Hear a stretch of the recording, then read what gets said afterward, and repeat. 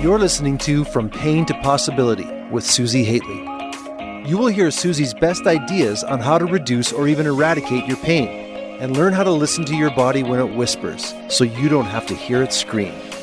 And now, here's your host, Susi Haitley.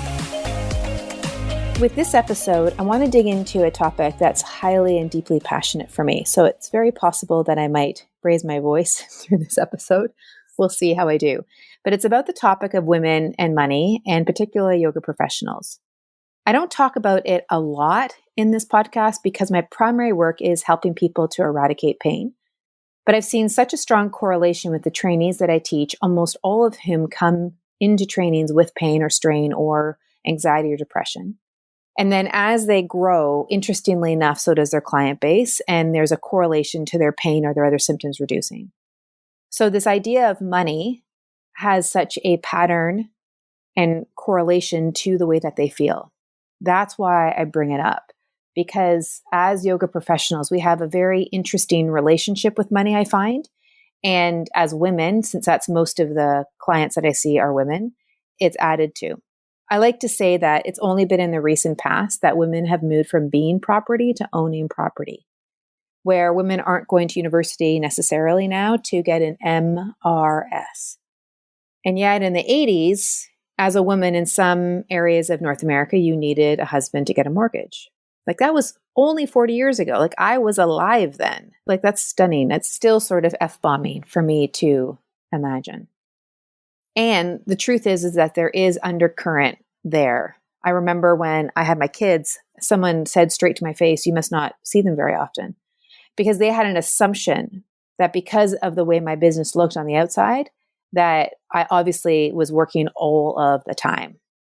And the reality is that now I work less than I did when I started out, right? I've just learned a bunch of stuff and have been able to use my calendar extraordinarily well. And so the effort that I put in is very different because I just know more. I wasn't born into this world understanding business, just like my teaching of yoga, just like my understanding of biomechanics. I learned. It's a skill. And so that's in part what I'm wanting to do with this particular episode, like the other ones I've done, is just to demonstrate that it is a skill. But again, because a lot of women have been brought up with that girls are bad at math, and because money often has a math component to it, there's an assumption that women can't do it. Even if you don't like consciously believe that, that can be in the undercurrent. And then when we look at the investment industry, not to step too far from what this episode is truly about, but if when you look at the investment industry, that whole industry is designed to create confusion for both genders, right? It's the way that they can validate the fees they charge. But that's for another time. But all in all, the point is that money can come across as confusing. Business can come across as being hard. And I really want to express that all of it can have way more clarity to it. And if you take some time to grow the skill, you can be amazed at how much of an impact you can make. And you can do it from a place that's not depleted.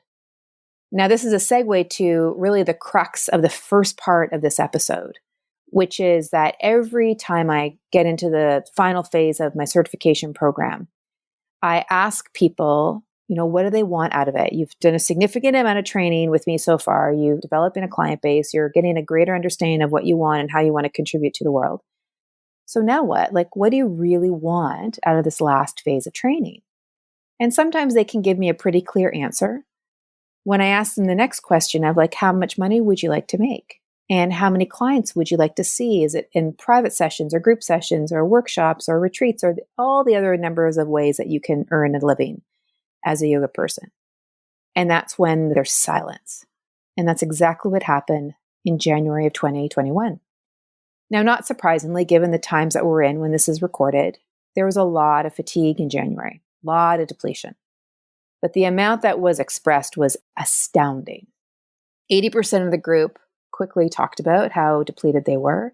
To even think about making money and building a business was just not on their radar. The other 20, a month and a half later, were like, wow, I had no idea I was so tired, because they were already really good and they were on their way to burnout, if not already burned out. What's been curious is that as the months have progressed, their perceptions of themselves have changed. and what they're capable has shifted dramatically. And interestingly, and not surprisingly, how things have occurred with their clients have also changed as well, right? They're clearer, they're more connected, they're more vital, right? And as they become more clear and more connected and more vital, many of them are almost fully booked, right? And what's key here is that the point is that money is a result of state of being. So it makes sense that when you're depleted, that oftentimes money is less, right? The actions and behavior of when you're depleted tend to be distracted or less focused or less concentrated or connected. And the activities also tend to be more depleted. It's like people who are burned out do more things that contribute to them becoming more burned out. Versus when you are more vital, then the actions and behaviors shift, and the how of how we're doing the actions and the behavior shifts. So you might be doing the same thing like sending emails or posting to social, but the vibe and behind what contributes to you doing that is very, very different. And that becomes an interesting piece to pay attention to, because you can't fake the vibe. You can't fake the energy. You can't fake the experience that you're having. You can fake the actions, but you can't fake the actual experience and the energy that is fueling those actions. And this is really important because a lot of yoga teachers have the perception when they see other yoga professionals who appear successful, they're doing all these front-facing things. By front-facing, I mean sending emails, posting to blogs, doing a podcast, doing social, offering stuff on YouTube, things like that. So they think, okay, those are the actions that I need to do in order to grow their shtick. But what they don't understand is what's the energy that is fueling that. So they could do some of these actions, but because they haven't tapped into that vital connected energy, those actions are not going to actually lead to sustainable change or sustainable growth. Ultimately, it's all about you. It comes down to you. It comes down to your vitality. So let me give you an example of this for myself. So when I first started, it was like late 1990s when I actually ended up getting my yoga teaching certificate. And then I started to connect with people. I was teaching anatomy at a yoga studio, and a number of people in the studio, their eyes were glazing over. And I said, do you want me to send you an email just to remind you of the topics that we've covered? And so every week I sent them a little email on a topic we covered. At the end of that week, someone else who was not in the workshop emailed me and said, can I get on your list? And I'm like, list? What's a list? I didn't know there was such a list. So the point being is there was no real email marketing back in the day, back in the late 90s, early 2000s. There were no platforms. There were no email server, nothing like that. There was no MailChimp or any of that stuff back then. I just did my thing. And I wrote the way that I spoke. In fact, when I read some of those earlier emails, and maybe one day I will bring them out if I have the courage to, but they were really awful, like very, very bad, very poorly written, right? And the piece that I'm sharing here is that shortly thereafter, in the sort of 2003-ish, email marketing started to become more of a thing. And there were a number of experts who were saying, here is the right way to do it. You know, there was all caps, and there was bold lettering, and there was shading, and there was yellow covering it. And there were certain things that you said and didn't say. And I found that when I read those templates, I felt like the person was screaming at me. And it just didn't feel right to me in terms of the way that I wanted to share what I knew. So I didn't. Instead, I focused on the way that I wanted to write the email. Instead, I focused on my heart. And then what I noticed is when I came from a place that was my heart, okay, if I sat in front of the computer and I just quieted my breath and settled into my heart and let the words come from my heart and into my fingertips, then I found better results. I wanted my voice to come through my fingers. I wanted to nurture relationship. I wanted to make a difference even to people who hadn't bought.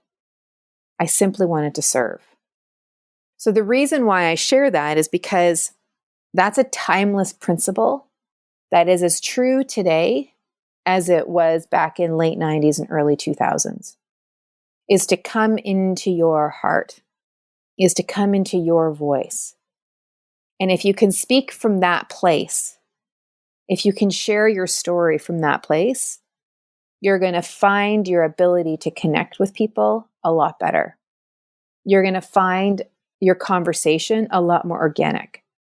You're going to find that you won't be in this kind of salesy kind of role, that you're simply sharing what it is that you have had an experience of, and then the person is either going to resonate with it or not resonate with it. Because people purchase from us when they know us and they like us and they trust us. And not everybody, for example, who comes across my material, my work, likes it or trusts it.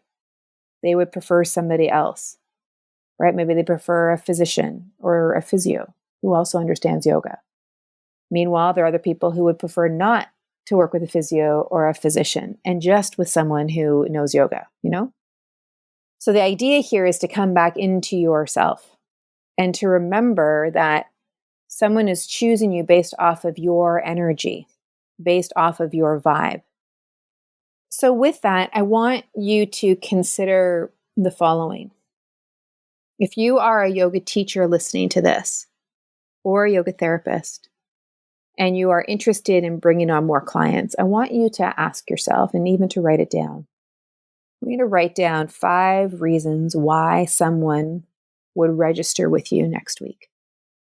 I asked the group that started in January to do this very exercise about a month ago.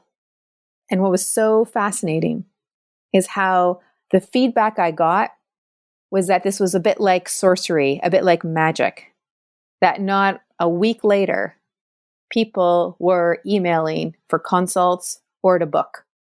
Now, it might seem a bit hokey, but there is something in the vibe when you can connect with yourself, that something kind of filters out into the world when you believe in yourself. And what's interesting is that there's such a correlation to the reduction of pain, because so often in the process of reducing pain, we can get overwhelmed by symptoms. Or if we've been told that pain is interpreted in your brain, which it is, we can sometimes think that, well, it's all in our head. And then we can disassociate from our body. Where the healing process really is one of connecting brain and body in a way that makes the communication so much more wholesome, efficient, connected.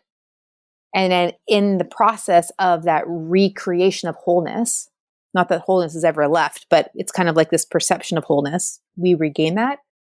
In this recreation of that, this reconceptualization actually might be a better word of that, we tune back into our inner authority, our inner voice, our inner wisdom. And we find that pain starts to go away. So it's correlated as we connect more into what it is that we're really good at as yoga teachers or yoga therapists. And we tap into our innate nature of being. They yield results of increasing more clients and more money and reduction of pain. The point being is that reduction of pain is a result. The increase of money, the increase of clients is a result. And the source of that, or a source of that, is our state of being. Our state of being fuels our actions. The next thing I'd like you to do is, after you've done the list and you've sort of tuned into, what makes you really great and really effective as a yoga teacher or yoga therapist, then notice what that feels like in your body. Feel the vibe of that in your body. And then as you go about doing those actions, so whether it's social or whether it's email or whether it's having conversations with people, whether it's writing blog posts or whether it's making offers to your students that you currently have, then you get to notice what's working and what it is that you're doing and what's not working and what it is that you're doing. And just like a yoga practice, it's not like you just do a thing and then hope and pray it's going to work. You notice what's working and notice what's not working. You refine what it is that's not working. You nurture the thing that is working, and then you continue to evolve the process. And that energy, that undercurrent of energy, is helping fuel it. I know that money can have a bad rap. And I also know that as I get more and more connected to why I'm here on this planet at this time, that there is a purpose for it. I don't always know exactly why I'm here at this time on the planet, but I know that I am here at this time for a reason. And so I just do what it is that I do, and I connect to myself. And the reason I said what I said in the way that I said it, it's kind of like a bee. A bee moves from flower to flower to flower. And the reason the bee moves from flower to flower to flower is the bee is feeding itself. It does not know that it is pollinating the flowers. So its innate purpose in terms of pollination, it does not know that is what it's doing. What it's doing is it's getting nourishment from the flowers. So while I know that I'm here teaching yoga and helping people recover from pain and eradicate pain and recover from symptoms or eradicate symptoms, that's what I know I'm on one level I'm here for, but there's another purpose that I don't even know that I am having an impact on. I might never know that.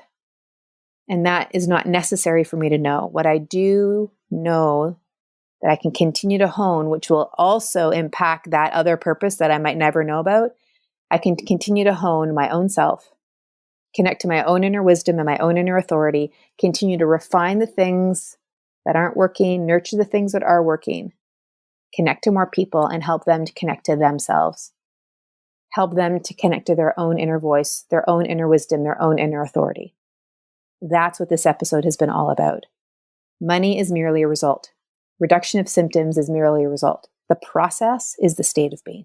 Hone that, and you will amaze yourself, if you're willing, in terms of what your results will be. I've got two options for you if you find that this is really resonating. The first is that we are running Women, Money, and Yoga, a 4-day event where you will learn from 4 of my teachers, a copywriter, a salesperson, and 2 investment people, all who love yoga. And they will teach you what they have taught me. And you will love this, seriously. Now, I've gotten feedback from people saying, but they're not like yoga professionals. And I'm like, yeah, that is why I chose them, because I have learned from them, because what they are absolutely skilled at are those things of marketing, sales, investing.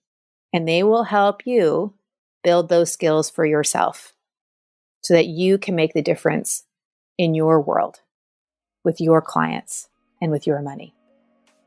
For details, please email us at health@functionalsynergy.com and we can give you all the details. I'm looking so forward to working with you further. See you next time.